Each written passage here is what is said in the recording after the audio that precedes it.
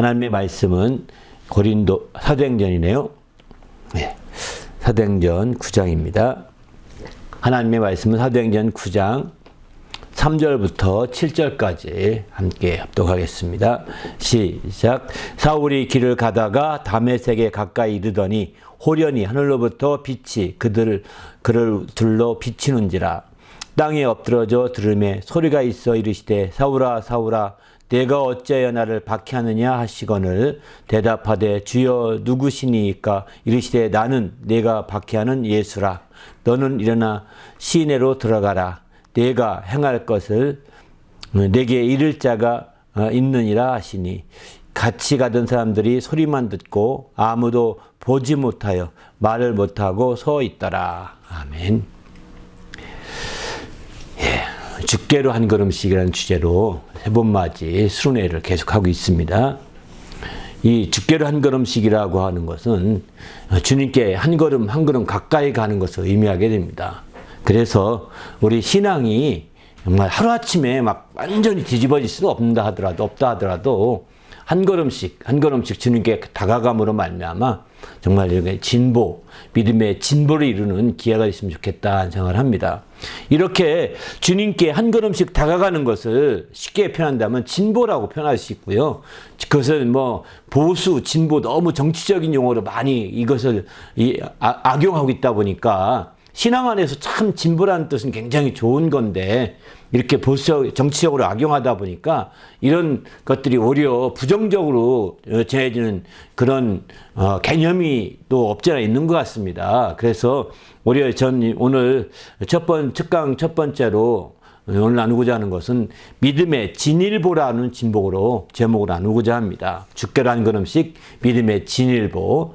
진보라는 뜻입니다.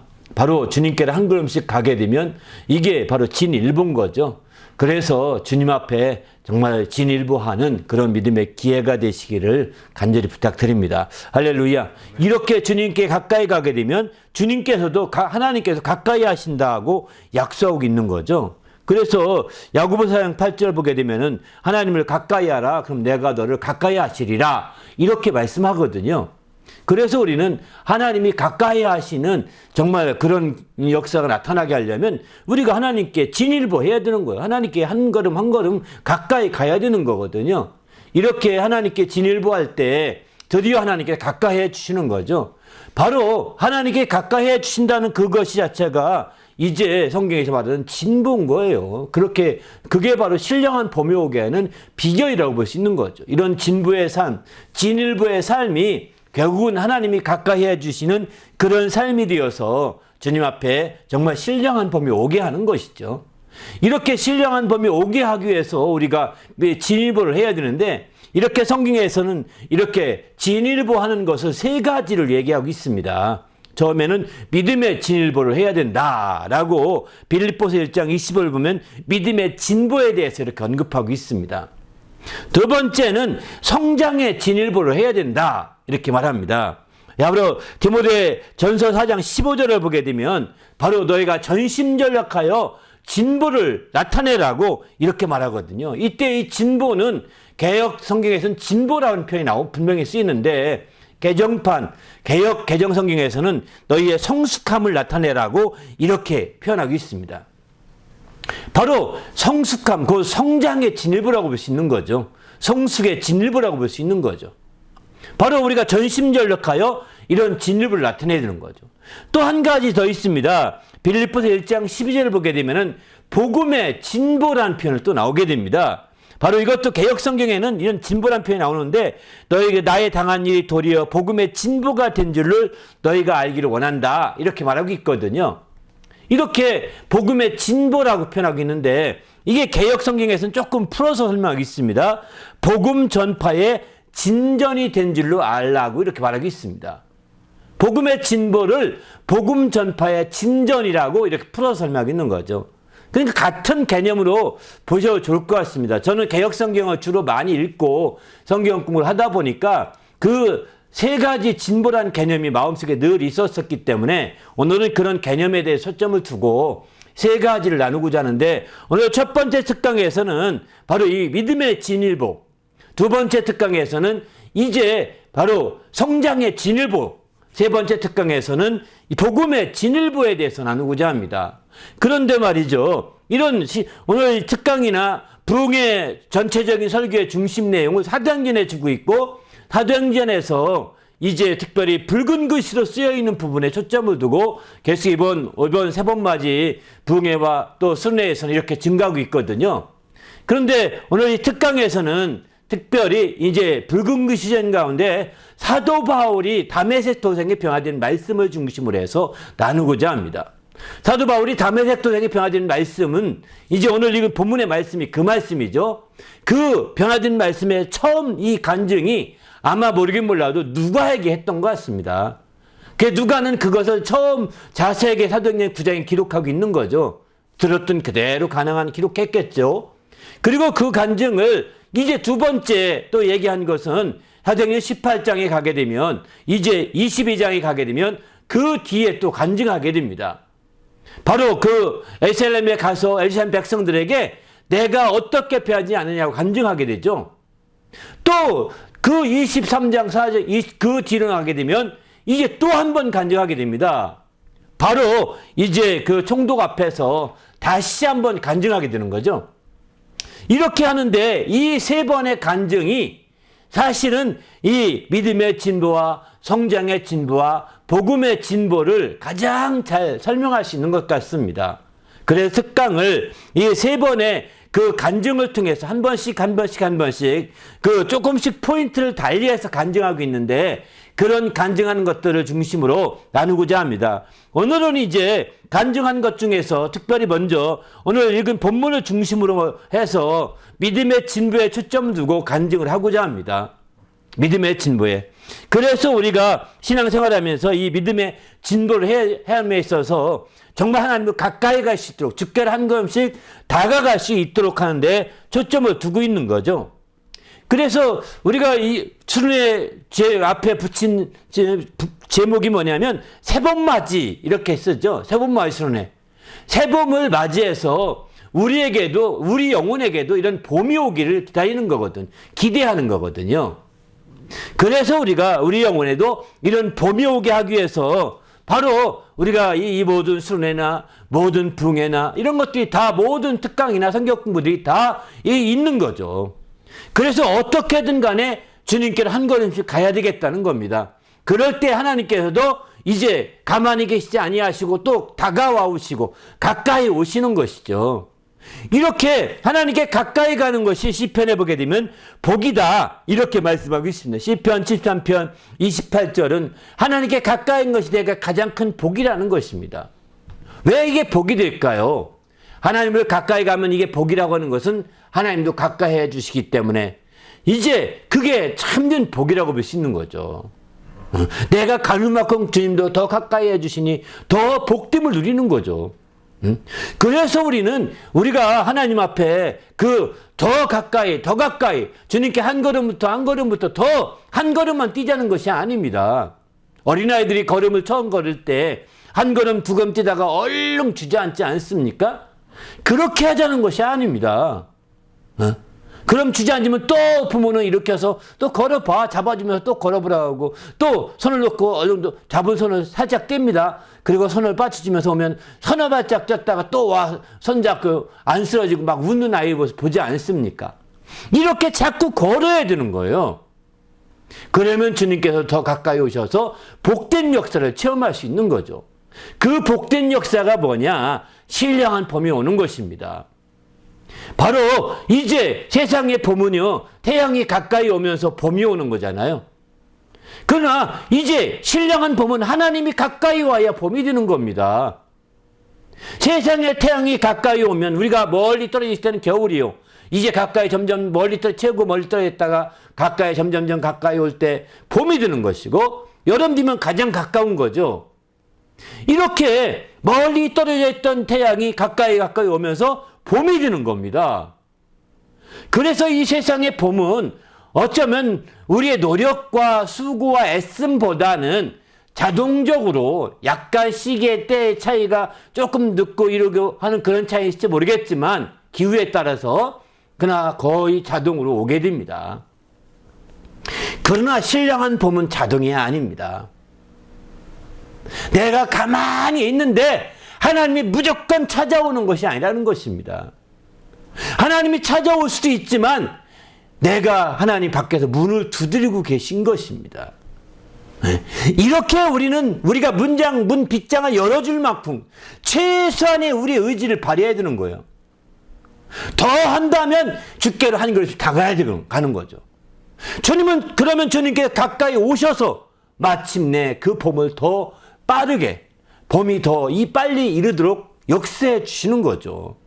그러나 우리가 알다시피 여전히 마음을 닫고 문빗장을 닫고 주님께 가까이 가지 않고 주저앉아 있다면 아무리 육신의 봄이 오고 여름이 와도 내 영혼은 여전히 냉랭할 것이고 여전히 주님과 거리가 멀게, 하나님과 거리가 먼 생활을 계속해서 불의함 가운데 계속 있을 것입니다. 거할 겁니다. 이것은 저주이죠. 축복이 아닙니다. 하나님을 가까이 가는 것이 복이라는 것은 신령한 봄이 오게 해서 이 복됨을 누릴 수 있다는 것입니다. 우리 모두도 하나님을 가까이 함으로 말미암아 신령한 봄이 와서 정말 이런 주의 복을 누리는 성도가 되시기를 예수님의 이름으로 축원합니다. 이렇게 하나님께 가까이 가게 하기 위해서 에베소 2장 18절 이렇게까지 이 그로 말미암아 예수로 말미암아 우리 둘이 한 성령 안에서 하나님께 나아감을 얻게 하려 하심이라 이렇게 예수 그리스도를 보내셔서 원수된 걸 다 허무시고 마침내 하나 되어서 한 성령 안에서 하나님께 가까이 가게 하려고 한다는 것입니다. 하나님께 나아감을 얻게 하려 하심이라고 했습니다. 가까이 가는 걸 주님이 적극적으로 밀어주고 있는 것이죠. 예수께서 이 땅에 오셔서 원수된 걸 다 허무시고 우리를 정말 그 피로 우리를 하나 되게 하신 그것도 바로 하나님께 가까이 가서 신령한 봄이 오게 하는데 목적이 있다는 것입니다. 에베소 3장 12절도 보게 되면은 우리가 그 안에서 예수 안에서 예수를 믿음으로 말미암아 담대함과 확신을 가지고 하나님께 나아감을 얻느니라 이렇게 말하죠. 예수를 믿음으로 말미암아 담대함과 확신을 가지고 하나님께 나아감을 얻는다는 거예요. 그러니까 우리가 이제 하나님께 가까이 갈 때 주저하거나 꺼려서는 안 되는 거죠. 예수의 피가 있기 때문에 우리는 담대함과 확신을 가지고 더 가까이 가야 되는 겁니다.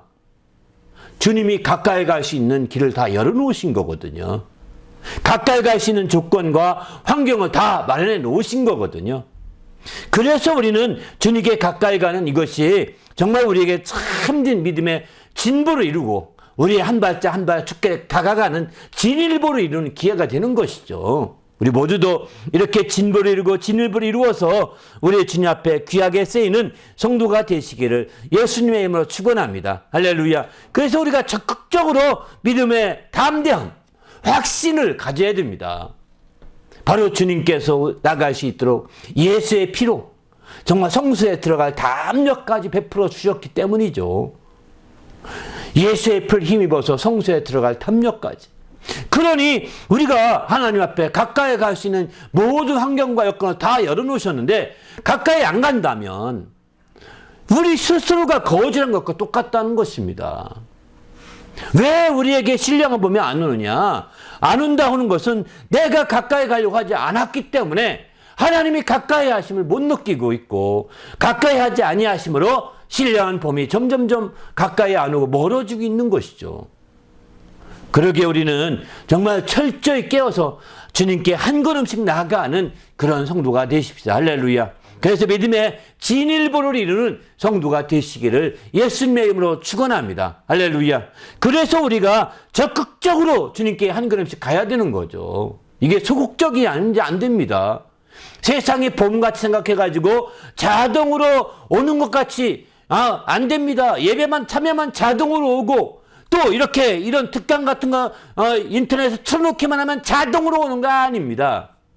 여러분이 정말 영상을 보더라도 집중해서 다른 걸 하지 말고 집중해서 거기에 몰두할 때에 신령한 봄 주님이 가까이 하는 거죠. 내 의지로 그렇게 몰두해 가는 겁니다. 집중해 가는 겁니다. 틀어놓고 그냥 다른 잡일하며 틀어놓고 이렇게 해서 신령을 본다면 다 왔을 거예요. 왜? 그렇게 누구나 다 하잖아요. 하나님 말씀에 대해서는 그런 자세는 안 됩니다. 군대에서도 명령받을 때요. 하나님 말씀을 군대의 명령처럼 받아야 되는 거거든요. 그 군대에서 명령을 떨어지면 복창을 합니다. 복창을 하고 그 다음에 왜? 자기가 받은 명령이 똑같은지 아닌지를 확인하는 거거든요. 복창하면 나 그렇게 안 해서 이렇게 했어. 다시 복창 시키거든요. 잘못하면. 그래서 복창을 하고 가는 겁니다. 이처럼 우리가 하나님 말씀 앞에 들을 때 복창하는 자세가 필요한 거거든요. 복창한다는 것을 성경에 나온 표현이 있는데요. 믿는 돌이라고 표현합니다. 호몰로기아라고 헬라어로는 그렇게 표현하는데, 호모라는 건 같다, 로기아는 말하다는 거예요. 같은 말, 복창하는 겁니다. 바로 우리가 들었던 말씀을 내가 복창하고 그것을 믿는 도리로 꽉 잡아야 된다는 겁니다. 본인이 복창했으면 복창한 것을 그대로 실행하고 그걸 도리로 잡고 끝까지 실천하고 실행하는 거거든요. 이렇게 하듯이 우리가 하나님 말씀을 들었어요. 그러면 내가 정확히 들었는지 안 들었는지 복창을 하고 그대로 그걸 믿는 도리로 삼고 그리고 나서 그대로 실행하는 거예요. 이게 주의 군사로서 우리가 취할 태도인 거죠. 우리 모두가 이렇게 주님 말씀을 통해서 한 발 다가가기 위해서는 그 말씀을 집중해서 들으시기 바랍니다. 이것도 봄이 오게는 비결이라고요. 하나님 말씀 들을 때 그저 어떤 사람들은 예배당만 와서 막 헐레벌떡 하고 주일 예배 지켜 너무 좋다. 그게 아닙니다. 헐레벌떡 뛰어오고 그게 왜 일찍 못 옵니까? 꼭 그렇게 늦어야 됩니까? 아니잖아요. 그러니까 우리는 주님 앞에서 여러분의 의지가 어디에 있느냐는 거예요. 그렇게 그런 마음이니까 좀 늦으면 어때? 맞습니다. 그거 한다고 당장 지옥 가지 않습니다. 그렇지만 그런 마음이 당신에게 신령한 봄이 늦게 오게 하고 늦추어지고 못 오게 막고 있는 비결일지도 모릅니다. 이게 악한 비결이죠. 악의 비결. 우리는 지금 그런 마음을 내려놓으시고 또 적극적으로 이전에 늦었으면 안 늦어야 되겠다. 이제는 10분 전에 가야 되겠다. 이런 마음 가지고 해야 사실 신령한 봄을 빨리 앞당길 수가 있는 거거든요. 그리고 더 나가서는 이제 이런 붕해나 순회나 이런 것에 참여해서 마치 온상을 씌우듯 하는 거예요. 우리가 평상시 예배 한번 드릴 것을 예배 한 번 말씀이 아니라 이런 붕해나 순회를 통해서 여러 번 말씀을 듣잖아요. 이런 특강을 통해 여러 번 말씀 듣잖아요. 성경 통해 여러 번 말씀 듣잖아요. 그래서 그 말씀을 따라 주님과 한 발 두 발 감으로 말미암아 마침내 비닐 온상을 씌우고 그러면 그 햇빛이 더 많이 보호듯이 있잖아요. 환경을 더 보호해서 이제 봄을 재촉하죠. 세상에서 겨울에도 그렇게 해서 마치 농사 짓지 않습니까? 겨울에도요. 이렇게 하듯이 우댕냉한 심령이라 하더라도 이제 적극적으로 이런 세봄맞이 붕해나 순회 같은 데 참여해서 또 특강과 성역부에 참여해서 함께 해보십시오. 여러분에게 신령한 온상, 비닐하우스 씌운 것과 똑같은 효과가 있을 것입니다. 그래서 주일에 한 번만 말씀 듣고 봄이 오기를 바라는 사람과 비교가 안 될 만큼 빨리 봄이 앞당겨질 거예요. 신령한 봄이 앞당겨지게 될 겁니다. 우리 모두도 이렇게 신령한 봄이 앞당겨져서 주님 앞에 귀하게 쓰이는 성도가 되시기를 예수님의 이름으로 부탁을 드립니다. 할렐루야.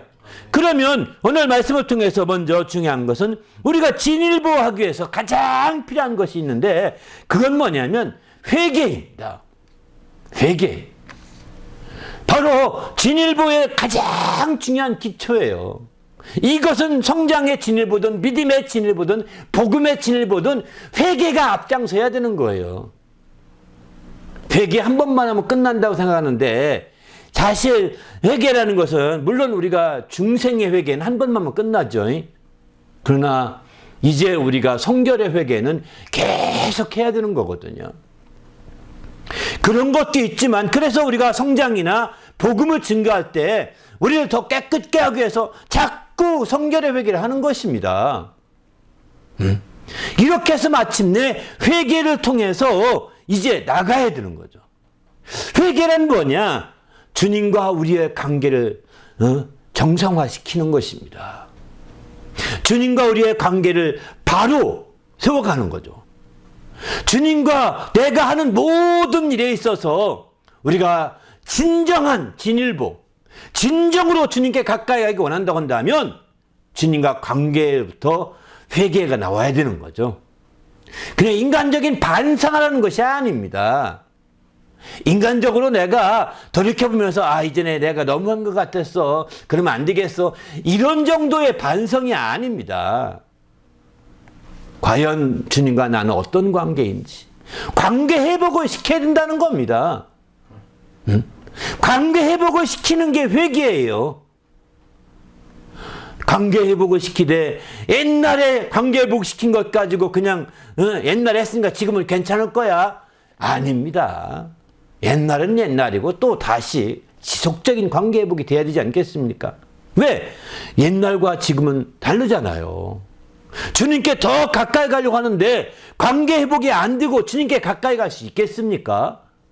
관계 회복이 되어야 주님께 가까이 갈 수 있는 거죠. 오늘 본문에 보게 되면 이제 그 사도 바울이 이제 예수와 관계가 전혀 없었죠. 전혀 없었는데 여기서 오늘 본문에 보게 되면 드디어 관계가 맺어지기 시작합니다. 바로 다메섹으로 가던 날 하늘로부터 호련히 빛이 그를 둘러 비추었습니다. 그리고 음성이 소리가 들렸습니다. 사울아 사울아 내가 어찌하여 나를 박해하느냐 라는 음성이 들립니다. 그러니까 사울이죠. 사울이 깜짝 놀라가지고 누구시니까 이렇게 표현합니다. 나는 내가 박해하는 예수라. 여기서 사울과 바울이 예수님이 처음 만나는 거예요. 그 전에 예수께서 그렇게 많이 예루살렘에 와서 생활하셨고 많이 복음을 전파하고 성전에 늘 절기 때마다 오셨지만 그러나 사울과 부딪힌 적이 없습니다. 만난 적이 없습니다. 사울이 어쩌면 예수의 소문 들었을지 모르겠습니다. 근데 예수를 직접 만났고 예수와 어떤 관계를 가진 적이 없어요. 관계가 회복된 적이 없어요. 그러다 보니까 이제 예수가 죽었고 부활했다는 소식이 전해지면서 오히려 예루살렘에는 아주 유대인들이 그 예수 쪽으로 확 휩쓸리는 거 보면서 이거 큰일 났구나. 잘못하면 저 사이비 때문에 당시에 유대교회에서는 예수교회를 사이비로 취급했죠. 저 사이비 때문에 우리가 위험하다. 그럼 저들을 잡아오기 위해서 내가 이제 정말 그 순교자 스데반이 순교할 때 그가 증거하는 거 들으면서 그가 증거하는 게 바람직하다고 그가 증인이 됐지 않습니까? 그렇게 증인께 서면서 이젠 내가 가만히 있으면 안 되겠다 생각해서 대장에게 공문서를 발행해서 다메섹으로 가서 예수님을 잡아오려고 했던 거죠. 핍박한 거죠. 이렇게 해서 갔는데 여기서 주님의 음성을 듣는 거예요. 사울아 사울아 내가 어찌하여 나를 박해하느냐. 사실 이 말 앞에 사울은 내가 예수님 당신을 박해한 적이 없습니다. 당신을 만나서 당신에게 한마디 따진 적도 없고요. 당신에게 도르던 적도 없고요. 나는 당신을 박해한 적이 없습니다. 난 그저 예수 믿는 사람, 당신을 믿는다고 하는 사람들을 그들을 데려다가 신문하려고 그들 잡으러 가는 것 뿐입니다. 이런 거잖아요. 근데 이렇게 얘기할 수 있는데 이제 정말 내가 박해하는 예수라는 말씀을 들음에도 불구하고 사울이 그 말에 여기는 아무 대꾸하지 않습니다. 그가 여기서 깨닫게 된 것은 예수님과 그 성도는 굉장히 밀접한 관계가 있구나 하는 거 알게 된 거죠. 예수님과 정말 그 예수 믿는 사람들은 예수와 뗄 수 없는 관계구나. 성도들을 핍박하는 게 바로 예수를 핍박하는 것이고 성도들을 박해하는 게 예수를 박해하는 거구나. 그래서 그는 거기서 한 단계 더 이제 깨닫게 되어서 교회는 예수 그리스도의 몸이라고 하는 것을 깨닫게 됩니다. 교회가 예수 그리스도의 몸이구나. 그 예수는 교회의 머리가 되시는구나. 그래서 에베소 교회에서 교회론을 말하면서 그것에 대해서 가장 먼저 교회론을 얘기하고 있는 거죠. 에베소 교회를 통해서. 바로 에베소 교회에서 그런 얘기를 많이 얘기했던 것 같습니다. 그리고 에베소 교회 서신서를 통해서 그걸 다시 한번 확인하려고 교회론에 대해서 얘기하고 있는 거죠. 바로 예수님이 바로 교회의 머리요. 교회는 예수의 몸이라는 거예요. 그거 처음 알게 된 것은 다메섹 도상에서 이거였어요. 이 음성을 들으면서 깨닫게 된 거였죠. 그래서 그는 예수님이 이 땅에 그는 이 땅에 계시지 않지만 그가 하늘에서 음성이 들지만 그 백성이 그의 몸이고 정말 그 백성 그 교회가 된다면 나도 그의 몸이 되는구나.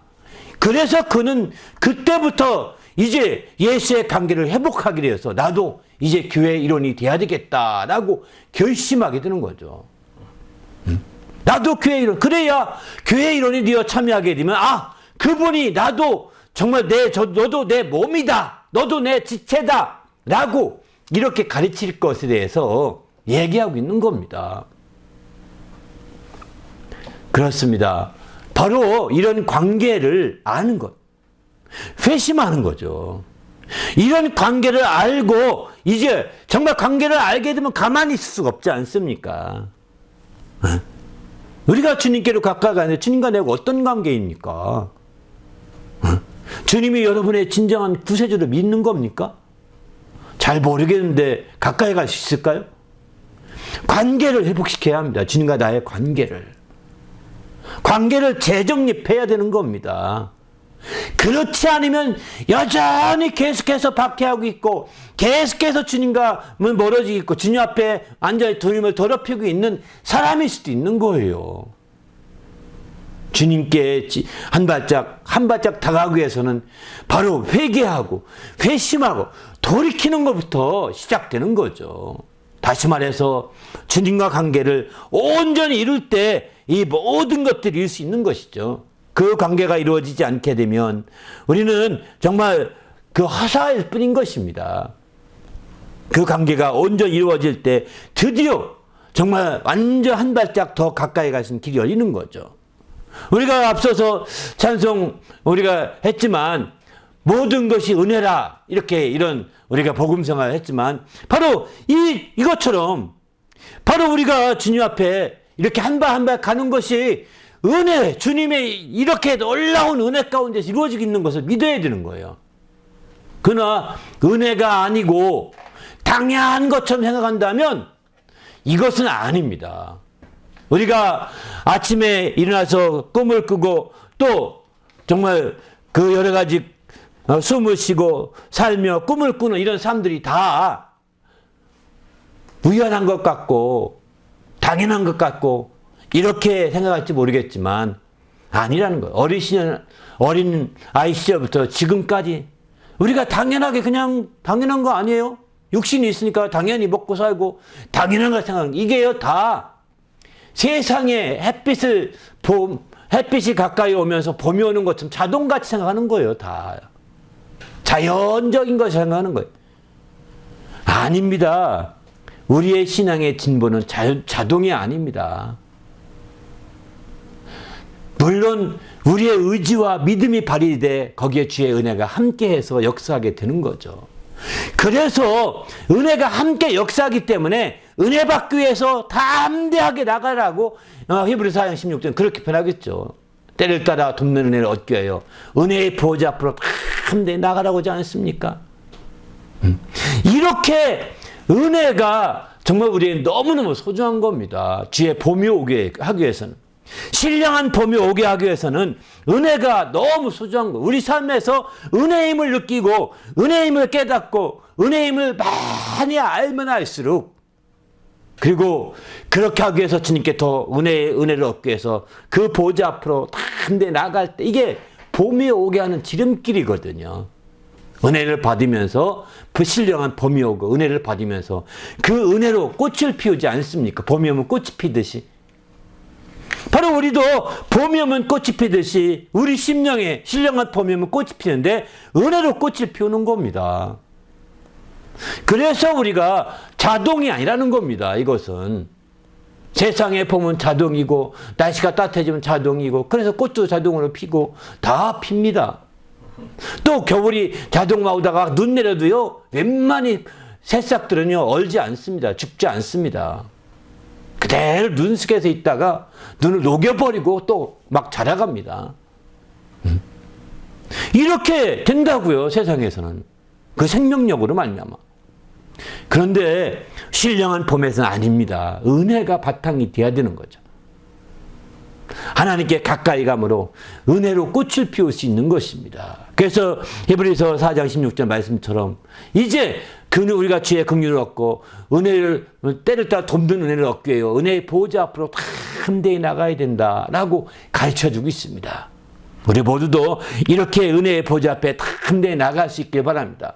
바로 이제 믿음의 진일보를 위해서 성장의 진일보를 위해서 더 나아가서 복음의 진일보까지 이루기 위해서는 항상 이와 같은 회개에 주님과 관계를 새롭게 정립하고 그 위에서 다시 나가야 되는 거죠.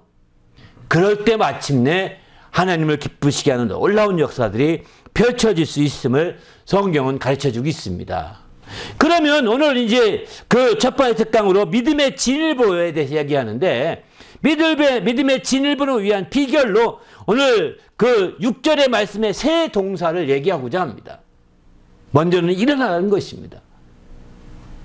바로 우리 믿음의 진일보 이렇게 이제 회개해서 주님과 관계가 회복됐다면 주님과 관계를 새롭게 정립했다면 회개해서 이제 먼저는 일어나라는 겁니다. 첫 번째 동사는 바로 일어나는 것은 우리에게 환경을 변화시켜라는 거죠. 우리가 있는 지어진 환경들을 이제 거기서 머무르지 말고 함께 그 환경을 변화시켜서 담대히 나가야 되는 거죠.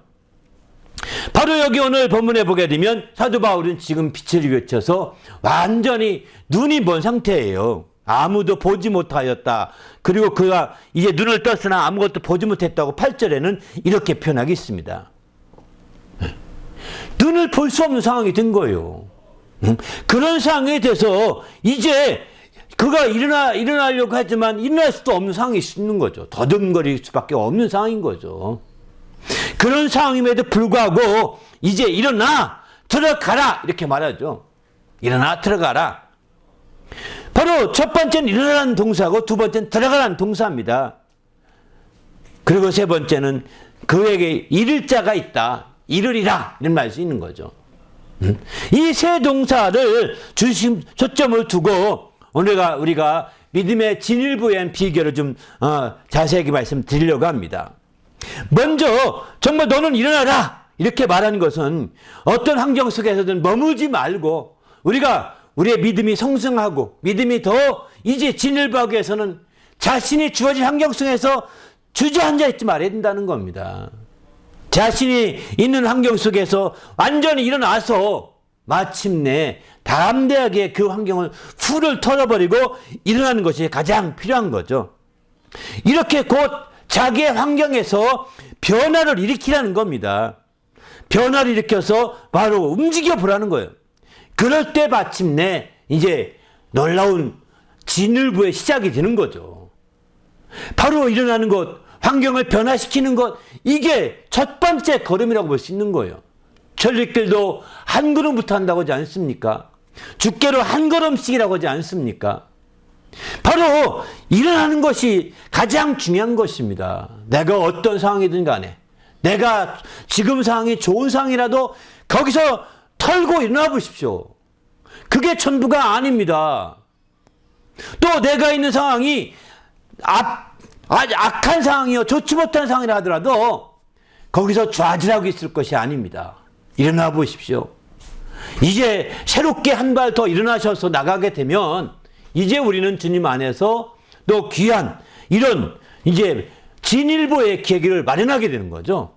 우리 모두도 주님 앞에서 이런 믿음의 진일보를 이루는 성도가 되시기를 예수님의 이름으로 축원합니다. 할렐루야. 그래서 우리가 적극적으로 일어나는 것이 필요한 겁니다. 우리가 있는 환경이 좋은 환경이든 나쁜 환경이든, 우리가 있는 환경이 편한 환경이든 불편한 환경이든 상관없습니다.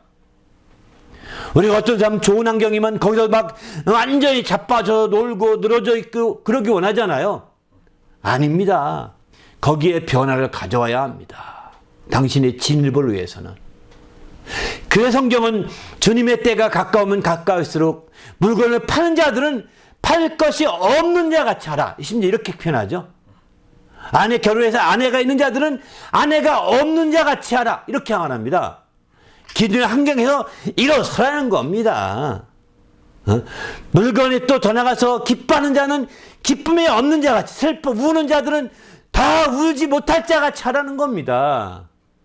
이렇게 성경은요, 아무리 좋은 환경이라도 나쁜 환경이라도 거기서 넉넉고 그냥 막 완전히 시신할 정도로 돼서는 안 된다는 거예요. 거기서 일어나야 되는 거예요. 거기서 변화를 일으켜야 되는 것이죠. 그래야 한 발짝 주님께 진일보할 수 있는 겁니다. 우리 믿음이라는 것도 이제 우리 환경을 이렇게 바꿔보시길 바랍니다. 할렐루야. 지금까지 여러분이 어떻게 해왔습니까? 아침에 5시부터 저녁에 12시까지 계속 했습니까? 여러분 이런 환경들을 안 바꾸시면 계속 이제 병이 걸린다고 합니다. 계속 그 상태가 가면 병이, 우리 세상에 대부분이 암이라는 것 자체가 생활습관병이라고 합니다. 생활습관병. 생활습관이 자기 좋은 것만 계속 먹고 자기 편한 대로 계속 살고 하다 보니까 한쪽으로 지나치게 왜곡된 한쪽 환경에 완전히 굳어져 버린 거예요. 그 결과가 병이 생기는 거예요. 그것을 한번 바꾸셔야 합니다. 그게 당신의 삶을 한번 뒤집어야 하는 거죠. 묵은 땅을 기경하듯이 한번 뒤집어 놔야 당신도 건강해질 수 있고 진일보할 수 있는 거죠. 우리의 믿음도 마찬가지입니다. 이제 일어나시길 바랍니다. 할렐루야. 어떤 상황이든 그 상황에 머물러 있지 마시고 일어나세요. 이렇게 일어날 때 때로는 여기 본문도 보게 되면 부축받아 일어납니다. 왜? 아무것도 안 보이니까. 부축받기도 합니다. 도움받기도 합니다. 그래서 여러분 일하려고 하는데 못 일한다. 그러면 이제 전화해서 깨워달라고 좀 부탁할 수 있는 거죠. 이렇게 적극적으로 자기가 못하면 도움받으면서라도 어쨌든 환경을 변화시키려고 하는 이런 마음들이 여러분의 삶에 진일보한 삶을 만들어가는 거예요. 한 걸음씩 진일보하게 만드는 거죠. 우리 모두도 이렇게 주님께 한 걸음씩 진일보함으로 하나님을 기쁘시게 하는 성도가 될 수 있기를 예수님의 이름으로 축원합니다. 할렐루야. 두 번째는 들어가라는 겁니다. 들어가라는 것은 원래 이제 다메섹으로 가려고 했던 것이었기 때문에 같은 방으로 일단 가라는 겁니다. 이래서되 그냥 다른 이제 집으로 후퇴하고 이제 눈도 안 보이고 이렇게 했으니 그냥 집으로 갑시다. 집으로 가라는 것이 아닙니다. 다메섹으로 원래 가려고 했으니까 그냥 다메섹으로 들어가라 이 얘기예요, 사실은. 네? 그러니까 우리가 어떤 일에 발전을 하고 진보를 이루려고 할 때 그 위에서 완전히 부정하고서는 진보를 이룰 수 없다는 것입니다. 어떤 일에 있어서 어떤 사람이 완전히 부정하고 완전히 깨버리고서 안 된다는 거예요. 예를 들면 어떤 사람이 이 담배를 끊습니다. 근데 하루아침에 담배 딱 끊는 사람도 있죠. 저는 알다시피 하루아침에 끊어버리면 이게 무슨 금단현상이 생긴다고 합니다. 몸 전체가 마비되어 왔기 때문에 금단현상이 나타나는 거죠. 여기서 못 이기면은요, 더 악화되는 겁니다. 그래서 1차적으로는 이제 점진적으로 변화를 이렇게 가는 것이죠. 하루아침에 딱 100% 끊어버리고 이렇게 하라는 것이 아니거든요. 100%. 그래서 우리가 알다시피 이렇게 한두 번 하다가 포기할 상황이 되게 이렇게 하지 마시고 대부분의 중독과 관계된 것들이 그렇습니다. 이제는 10번 할 것을 한 번 하는 것이고 2번 하는 것이고 그러면서 방향을 턴하는 거죠. 그리고 그때에 10번 할 것을 과거에는 내 의지로 10번 했습니다. 근데 이제는 내 의지가 아니라 주님이 가라고 해서 갑니다. 그러나 2번만 내가 어쩔 수 없어 2번은 합니다 하고서 하는 거예요. 그러면서 전에는 내 의지로 내 마음대로 했잖아요. 10번씩 20번씩. 그러나 이제는 내 마음대로가 아니라 주의 말씀을 따라서 이제 일단은 내가 가능한 한 바꾸겠지만 여기서 1번, 2번 내가 해보겠습니다. 하나님 말씀을 따라 내가 줄여보겠습니다. 오늘은 2번에서 내일은 또 줄여서 1번만 하겠습니다. 모레는 이제는 주님이 여기까지 왔으니 주의 말씀대로 하겠습니다. 이렇게 줄여가는 거죠. 자기 의지대로 하는 것, 마음대로 했던 자세에서 주님 말씀을 따라 움직이는 자세로 바꿔가는 게 굉장히 중요한 거죠. 자기 마음대로 했던 것과 같은 그런 태도라고 한다면 이제 하다가 금방 포기할 수밖에 없을 것입니다. 그러나 주의 말씀을 따른다고 한다면 이제 정말 되는 거죠. 가능한 거죠. 우리가 잘 알듯이 베드로가 이제 주님이 무리로 걸어오는 거 보면서 이 주님이시거든. 저도 물을 걷게 하셔서 이렇게 말합니다. 그랬더니 오라. 해서 마침내 베드로가 그냥 오라는 말씀에 겁 없이 물을 뛰어들어 갑니다. 주님께로. 가는데 진짜 무리를 걸어갑니다. 근데 몇 발짝 걸어가다가 진짜 무리를 걷고 있네 하면서 무리를 쳐다보고 하는 순간에 물에 빠져가게 됩니다. 그럴 때에 주여 나를 건지소서 하고 주님께 청하해서 주님이 손을 잡아서 건져주지 않습니까? 여러분 주님 말씀을 의지해서 가는 거예요. 내가 환경을 상황을 쳐다보면서 내 의지로 판단해가지고 가는 게 아닙니다. 주님 무리로 걸어오라서 가는 거잖아요. 처음에는 그냥 말씀 따라 간 거잖아요. 그러나 자기의 의식해서 무리를 내가 걷고 있네. 이상하네 하는 순간에 빠지는 거죠. 그래서 우리는 정말 시내로 들어간다고 할 때 들어가라는 것이 이전에는 잡으러 들어가는 목적이었잖아요. 이제는 잡으러 가는 것이 아닙니다. 순종하러 들어가는 것입니다. 차이가 있는 거죠. 우리가 똑같이 들어간다 하더라도 순종해서 들어가는 것입니다. 잡으러 들어가는 것이 아닙니다. 우리가 직장 생활합니다. 직장 때문에 고민을 많이 했습니다. 그리고 직장에 매여서 막 어려운 고민하다가 드디어 하나님께서 마침내 큰 힘을 주셨어요. 그리고 이제 이 고민하다가 그래 내가 더 주의 뜻대로 살아야겠다 결심하면서 그러나 이제 어쩔 수 없이 또 들어갑니다. 직장에. 이때는 그전과 다르게 이제는 호구주책 때문에 들어갔지만 이제는 주님 호구주책 때문에 들어가는 것이 아니라 주님이 들어가라 해서 들어가는 겁니다. 이런 마음을 가져가야 되는 거죠. 주님이 시내로 들어가라고 했으니까 내가 주의 뜻대로 살아도 일단은 직장 가야 되지 않겠습니까? 나 이제 주의 뜻대로 살기로 했으니까 그만둡니다. 아주 어느 날 회사 생각도 안 하고 그런 사람들 배려하지도 않고 딱 끊어버린다고 한다면 어찌 되겠어요. 크리스찬들이 아주 이제 그 태도가 자세가 본받을만 못하죠. 비난받을만 하지 않습니까? 아무리 내가 주의 일을 한다 하더라도 정말 여러분이 하던 일들은 계속 해나가야 되는 거죠. 그러면서 이제부터는 주의 말씀을 순종해서 갑니다. 그리고 마침내 돌아가서 직장일도 하다가 점점 그렇게 해서 그런 가운데 주의 뜻대로 순종해 가는 것이죠. 이렇게 과거와 차이가 큰 차이인 거예요. 비록 같은 방향으로 잠시 간다 하더라도 굉장히 큰 차이라는 거죠. 그래서 마침내 주님께서 이렇게 길을 열어주시는 거죠. 그렇지 않고 그저 전면 부정하고 막 세상에 정신승리라는 것이 있죠. 마치 가미가야 특공대 이들처럼 말이죠. 그 일본 놈들이 막 정신승리 시키지 않습니까? 우리는 이긴다 하면 죽는 겁니다. 나만 죽으면 이긴다. 나만 죽으면 나만 개죽음 당하는 거지. 이기는 게 아니잖아요. 이렇게 세상의 정신승리를 막 강요합니다. 세상은. 자기를 세뇌시키는 거죠. 그렇게 되는 것이 아니거든요.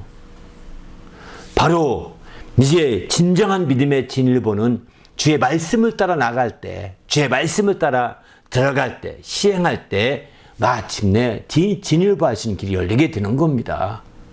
자기 계획이나 자기 생각이나 자기 뜻을 따라서 되는 것이 아니라, 과거에 자기 뜻을 따라서 자기 계획을 따라 자기 비전을 따라서 움직여 왔지만 이제부터는 내 계획과 내 모든 뜻을 내려놓고 주의 계획과 주의 말씀을 따라 움직여 나갈 때 바로 이런 믿음의 진일보를 이룰 수 있는 거죠. 또 한 가지는 너희가 들어가면 거기서 너희에게 이를 자가 있으리라. 일러줄 자가 있다는 겁니다. 너에게 일러주리라. 이렇게 바로 아나니아를 통해 일러주는 거죠. 이 세 번째 동사는 일러주리라, 아나니아를 만나리라, 이런 개념을 볼 수가 있는 거죠. 바로 이렇게 해서 말씀을 따라 들어가게 되면 거기서 주님이 예비하심을 경험하게 된다는 것입니다. 일러줄 자를 주님이 예비해주고 계신 거잖아요. 주님의 예비하심을 거기서 체험할 수가 있는 거죠. 첫 번째 그럼 일어나고 두 번째 그럼 들어간다면 마침내 주님께서 예비하시는 그런 놀라운 사람들을 만나게 되는 거죠. 주님의 예비하신 손길을 체험하게 되는 거죠. 바로 고린도전서 10장 13절 보게 되면은 사람이 감당할 시험 밖에는 너희가 당할 것이 없나니 오직 하나님의 미쁘신 너희가 감당치 못할 시험을 당함을 허락하지 아니하시고 시험을 당할 즈음에 또한 피할 길을 내사 너희로 능히 감당하게 하시느니라. 이렇게 말합니다. 바로 주님이 예비하신다는 것입니다. 주님이 예비하신다는, 감당할 시험에는 시험케 하지 아니하시고 혹시 감당치 못하게 된다면 주님이 피할 길을 주셔서 다 모든 걸 감당하게 한다는 겁니다. 바로 이렇게 이런 주님을 미쁘신 주님이라고 표현하거든요. 미쁘신 주님이시기 때문에, 믿음직할 만한 주님이시기 때문에 바로 우리가 그분을 향해서 정말 들어가는 거죠. 주의 말씀을 따라 들어가는 겁니다. 그러면 그분의 예비하심을 그대로 체험할 수 있는 거예요. 우리가 이렇게 주님의 예비하심을 체험하고 이제 체험하고자 그 안에 그냥 들어가, 정말 주의 말씀대로 들어가서 정말 예비하심 만날 때에 거기서 한 단계 더 우리가 생각해야 할 것은 이렇게 주님의 예비하심을 체험할 때에 한계를 느낀다는 것입니다. 자기의 한계를. 여기 사도 바울의 한계는 눈이 보이지가 않습니다. 누군가의 부축받지 못하면 담의 색을 찾아가지도 못합니다. 왜? 한 번도 눈이 보이지 않은 적이 없었기 때문에 혼자 찾아가지도 못해요. 그런 상황에서 지금 그는 가는 거예요. 주의 말씀을 따라서. 그리고 마침내 주님의 예비하심 만날 때까지 그는 거기서 그렇게 보이지 않는 가운데서 정말 식음을 전폐하다시피 하고 그냥 그 사람이 올 때까지 기다리는 거죠. 그의 한계를 처저히 느끼는 겁니다. 우리도 이렇게 주의 말씀대로 나가는데 금방 주님이 예비하신 분 얼마나 좋겠습니까? 그잖아요. 나가자마자 내가 주님이 보낸 사람이야 하고 딱 말했으면 얼마나 좋겠습니까? 그런데요, 금방 만나지 않습니다. 한계를 느껴야 된다는 거죠. 자기의 한계를 분명히 느낄 때 하나님이 거기서 예비한 손길을 만나게 되는 겁니다. 사도행전에 보면 17장 26절에 보면은 인류의 모든 족속을 한 혈통으로 만드사 온 땅에 살게 하시고 그들의 연대를 정하시고 거주의 경계를 한정하셨으니 이는 사람으로 혹 하나님을 더듬어 찾아 발견하게 하심이로되. 이렇게 표현합니다. 바로 하나님이 사람의 연대를 정하셔서 시간의 한계를 느끼게 했다는 것입니다. 또 거주의 경계를 한정하셔서 공간의 한계를 느끼게 만들어 주신 거예요. 사람은 시간의 한계와 공간의 한계를 갖고 있습니다. 거주에 한정돼 있고 거주가 한정돼 있죠. 여기 살면 저기 못 삽니다. 바로 시간의 연대를 정해서 시간으로 경계가 있는 거예요. 시간으로 한계가 되어 있는 거예요. 그래서 이렇게 한계를 만들어 놓으신 것은 하나님을 혹 더듬어 찾아 발견하게 하려 하심이라는 겁니다. 한계를 느낄 때 드디어 하나님을 발견할 수 있게 되는 거죠. 한계를 느낄 때 거기서 하나님의 예비하심을 경험하게 되는 겁니다. 한계를 모르는 상태에서 하나님의 예비하심을 체험하게 되면 어떤 일이 있는지 아십니까? 아, 역시 나는 능력이 있어. 역시 나는 대단해. 이렇게 된다니까요. 네? 아주 거만 떨게 돼 있는 겁니다. 한계를 느껴서 하나님 나는 어떻게 하면 좋습니까? 나는 아무것도 이제는 절망입니다. 하나님 대책이 없습니다. 내가 하시는 게 없습니다. 이렇게 고백을 하시고 이렇게 인정을 하시고 이렇게 한계를 분명하게 선을 그으셔야 되는 거예요. 내가 한 것이 아닙니다. 이제부터 내가 한 것이 없습니다. 내가 할 것이 아니고 내가 한 것이 결코 아닙니다. 이렇게 인정을 해야 되는 겁니다. 그리고 나서부터 이루어지는 것들은 다 그분이 베푸신 예비하신 것이요. 그분의 손길이시요. 그분이 더 찾아서 발견한 것인 거죠. 더듬어서 그분을 드디어 발견해서 그분이 역사의 결과라고 봐야 되는 거죠. 그럴 때 우리가 겸손하고 그럴 때 우리가 더 주님 앞에 자기가 낮춰지게 되는 거죠. 그러나 그렇지 않냐고 얼마나 많은 사람들이 알량한 그런 것 가지고서 마치 자기가 정말 대단한 것 그냥 떠버립니까? 얼마나 많이 떠버립니까? 우리는 주님 안에서 철저히 정말 주님의 거룩한 가운데 이렇게 자기를 낮추는 성도가 되시길 바랍니다.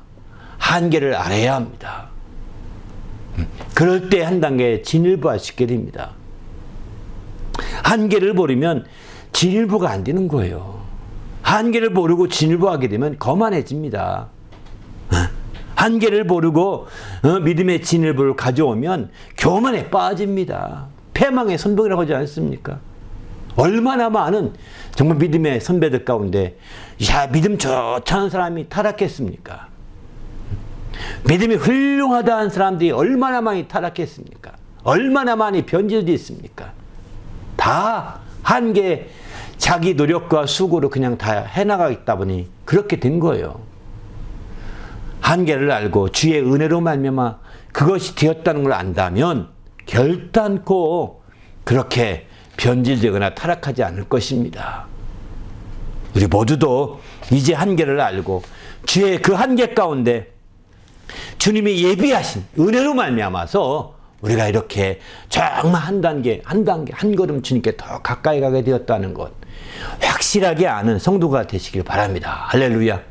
그러면 이제 믿음의 진일불에서 어떻게 해야 되느냐? 방법에 있어서는 바로 에베소 4장 13절 이런 말씀합니다. 하나님의 아들을 믿는 것과 아는 일에 하나가 되어야 된다. 이렇게 말합니다. 믿음의 진일보를 이루기 위해서는 믿는 것과 아는 일이 하나가 되어야 되는 거죠. 믿는 것은 여기서 믿는 것이라는 것은 깨닫고 이해한 것들입니다. 이게 다 믿는 거예요. 우리가 설교를 들어서 깨닫고 이해하지 않습니까? 다 믿는 겁니다. 그런데 이렇게 설교나 성경 공부를 통해 깨닫고 이해한 것들을 거기서 멈추면 안 되고 이제 그것이 아는 일이 돼야 된다. 아는 것이라고 안 했고 아는 일이 돼야 된다고 말했습니다. 아는 일. 아는 일이라고 표현한 것은 아는 사건이 벌어져야 된다는 것입니다. 여기서 안다는 것은 경험하고 체험한다는 뜻입니다. 경험하는 사건이 나타나야 된다는 거예요. 내가 이해하고 깨달은 것들이 경험하는 사건으로 체험하는 사건으로 이게 이루어져야 된다는 것입니다. 그러니까 체험하는 사건과 경험하는 사건이 되니까 일이 된 거죠. 이런 일로 만들어져야 된다는 것입니다. 그러면 이게 그렇게 해서 하나가 될 때 우리가 완전히 한 단계 확실하게 점핑할 수 있는 거죠. 믿음의 진일보를 믿는 것들이 완전히 한 단계 점핑하게 되는 겁니다. 그 결과는 어떻게 될까요? 온전한 사람을 이룬다는 것입니다. 그 결과는 그래서 믿음의 점핑함으로 온전한 사람이 되어서 그리스도의 장성한 분량에까지 이룰 수가 있다는 걸, 최후에는 그렇게까지 된다는 거죠. 그리고 그렇게 된 사람들은 어떻게 되느냐? 어린아이와 같지 않다는 거예요. 어린아이 수준을 뛰어넘어가게 된다. 어린아이 수준에서 진일보한다는 것입니다. 어린아이들은 알다시피 세상의 교훈과 이런 것들이 쉽게 흔들리는데, 풍주에 쉽게 흔들리는데 이제 흔들리지 않는다는 거죠. 14절에 보면, 에베소서 14절은 이는 우리가 이제부터 어린아이가 되지 아니하여 사람의 속임수나 간사한 유혹에 빠져 온갖 교훈의 풍조에 밀려 요동하지 않게 하려 함이라 했죠. 바로 이렇게 믿음의 진일보를 통해 성장한 자들은, 온전한 사람이 되면은 어린아이 같지 아니해서 사람의 속임수에 속지도 않고 간사한 유혹에 빠지지도 않고 교훈의 풍조에 밀려 요동치도 않는다는 겁니다. 그러나 믿음의 진일보하지 못해요. 이렇게 우리가 온전히 믿는 것과 아는 것이, 믿는 것이 아는 일로, 경험이 되는 일로, 사건으로 완전 한 단계 변화가 일어나야 되는데, 이런 것이 안 되면 여전히 어린아이같이 되어서 단단한 식물은 못 먹고 연여 젖이나 먹어야 될 그런 수준에 산다는 겁니다. 때가 오래되어 이제 마땅히 가르칠 만한 자가 됐음에도 불구하고 여전히 가르칠 수 없는 사람이 되는 겁니다. 그래서 마침내 어린아이 수준을 못 벗어나게 되고, 그 결과는 이제 사람의 속임수에 쉽게 놀아나게 되는 거죠. 세상의 풍조에 요동치고 흔들리게 되는 겁니다. 여러분은 어떻습니까? 우리가 바로 믿음의 진입을 이룰 때 그런 한계에서 벗어날 수 있는 겁니다. 우리 모두도 이제 믿음의 이런 진입을 통하여 참으로 주님 앞에 그 한계를 온전히 벗어나서 새롭게 한 단계 점핑할 수 있는 성도가 되시기를 예수님의 이름으로 축원합니다. 할렐루야. 그래서 우리가 적극적으로 지금 우리가 이런 신앙의 진일보를 위해서 정말 깨어있을 때가 된다는 거죠. 오늘은 이렇게 정말 믿음의 진일보에 대해서 말씀드렸고요. 두 번째 특강에서는 성장의 진일보, 세 번째 특강에서는 이제 복음의 진일보에 대해서 함께 나누려고 합니다. 어쨌든 우리는 이 모든 진일보라는 게 그저 우리의 지식으로 한가히 더 늘어났다, 우리의 어떤 이론적으로 하나 더 늘어났다, 이게 아닙니다. 여러분을 그 특강을 통해서 한가히 더 새로운 지식을 깨달았을지 모릅니다. 그러나 거기서 모르면 진일보가 아닙니다. 그것이 아는 체험이 돼야 되는 거죠. 그것이 경험으로 변화가 일어나야 되는 겁니다. 여러분이 알게 된 지식이 경험되게 해달라고. 그래서 이제 믿는 것이 아는 일이 되게 하는 데 있어서 가장 중요한 것이 기도입니다. 기도는 과정이 반드시 걸친다는 겁니다. 내가 이해하고 깨달은 것이 순간에 경험되고 체험된다면 다 했을 것입니다. 근데 내가 이해하고 깨달은 것이 순간에, 내가 이해한 지식이 순간에 체험되는 게 아닙니다. 기도를 통하여 점진적으로 체험이 되는 겁니다. 잊지 않고 계속 한 번 기도가 아니라 계속 기도해 갈 때 마침내 경험되는 일이 벌어집니다. 여러분이 깨달았던 것, 알았던 지식이 마침내 체험되는 일이 벌어질, 그런 일로 벌어져서, 아, 그러셨구나, 이렇게 된 거구나, 이렇게 응답하시는구나, 알게 되는 거죠. 우리도 이제 주님 안에서 정말 그냥 믿음의 진일보가 그냥 자연스럽게 뚝뚝 떨어진다면 아마 크리스찬들은 대단한 성인이 됐을 것입니다. 이제 우리 모두가 거기서 머물러 있지 마시고, 이제 새롭게 오늘 특강을 새로운 지식을 얻었고 새로운 것을 깨달았고 이해했다면 기도하는 겁니다. 더 지속적으로 기도할 때 마침내 체험하는 일로, 어떤 일로 사건이 벌어질 것입니다. 경험하는 일로 어떤 사건이 벌어지게 될, 그 사건이 벌어질 때까지 계속해서 기도해 가야 된다는 거죠. 그럴 때 드디어 우리가 성장할 수 있음을 성경은 가르쳐주고 있습니다. 우리 모두도 이렇게 하여 성장함으로 우리 하나님을 기쁘시게 하는 귀한 성도가 되시기를 예수님의 이름으로 축원합니다. 할렐루야. 그래서 우리가 우리의 믿음이 정말 한 단계 올라가야 되지 않겠습니까? 바로 먼저 주님과 정말 관계를 회복해서 회개함으로 말미암아 정말 그 모든 기초를 마련하시고 그 위에서 이제 자기 환경을 깨고 일어나시길 바랍니다. 더 나아가서는 이제 주의 말씀에 따라 들어가십시오. 한 단계 더 파고 들어가십시오. 그 다음에 마침내 거기서 주님의 예비하심을 체험하게 되실 겁니다. 그 예비하심을 체험하기 직전에 당신이 한계를 느끼셔야 합니다. 왜 나는 주님의 예비하심이 없을까? 이렇게 생각한다면 아직 한계를 못 느끼고 있기 때문입니다.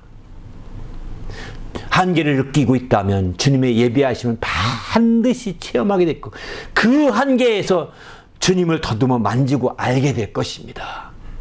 주님을 찾아 발견하게 될 것이고 그래서 주님의 예비하심으로 그 은혜가 무엇인지를 깨닫게 될 것이고 마침내 은혜로 말미암아 이제 신령한 봄이 임하여 꽃을 피는 역사가 나타날 것입니다.